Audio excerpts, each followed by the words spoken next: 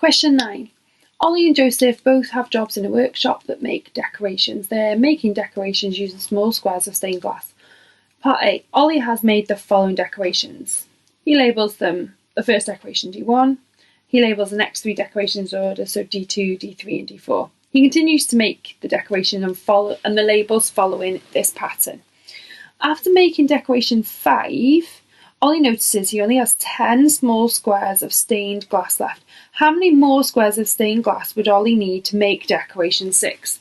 Well, you can see the pattern here. You always start with 1, and then it's got 2, and then you add 3, 4, and so on. So on the 5th one, so decoration 5, he's going to need 5, add 4, add 3, add 2, add 1. You see that? Because on decoration 4, you've got 4, add 3, add 2, add 1. Decoration 3, 3, add 2, add 1.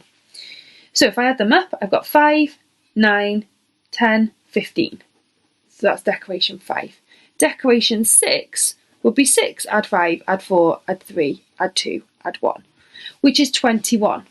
Okay, so it says, after making decoration 5, Ollie notices he only has 10 small squares, stained glasses left. How many more squares would he need to make decoration 6? So he's going to need 6 more stained pieces of glass to make decoration 6. So 6 more pieces. It says here now, Ollie, for part 2, Ollie uses a rule to work out how many squares he would need for each decoration. He states that he would need to make decoration 10, he would need 55 squares. Is he correct? Well, we know that you're going to count, so for whatever pattern it is, or whatever label it is, you're going to count the 4, 3, 2 and 1, 3, 2, 1. So if it's decoration 10, you're going to do 10, add 9, add 8, add 7, add 6, add 5, and so on. So does it add to make 55? Well, that's 10, 20, 30, 40, 55. Yes, he's correct. Okay, part B then. Joseph has made the following 3 decorations using small squares of stained glass. He labels them P1, P2 and P3, and he continues to make the decorations following the pattern he started. So how many more squares would he need to make pattern 22 than to make pattern 18? Well, what happens each time? He's adding a square on each time. So you've got one there and one there. And then on this one, from P2 to P3, you've got one there and there. So you're adding 2 squares each time. So to go from pattern 18 to pattern 22, he's going to need 2 times 4, because there are 4 patterns in between there.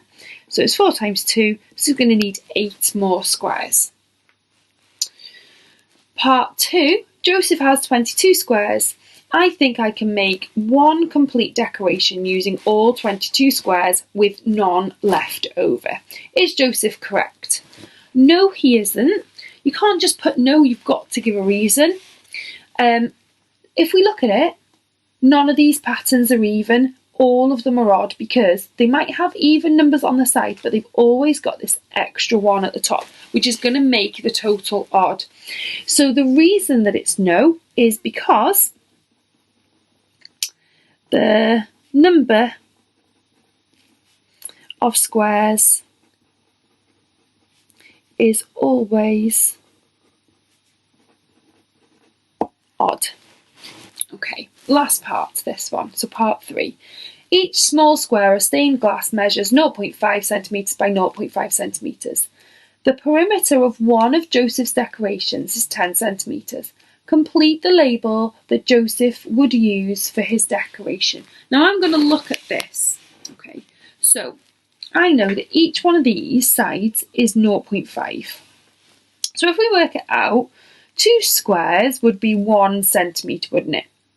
So that's 1 centimetre. 2, 3, 4, 5, 6, 7, 8. Now that's 8 centimetres altogether on this one.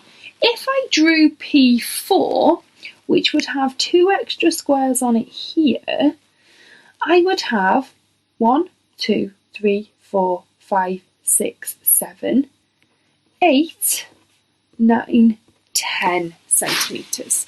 So the answer is P4. It is worth 2 marks, so you could do your drawing here, okay? Or they could look at this and they'd see it there. So don't worry, if you just put P4, you'd get the 2 marks.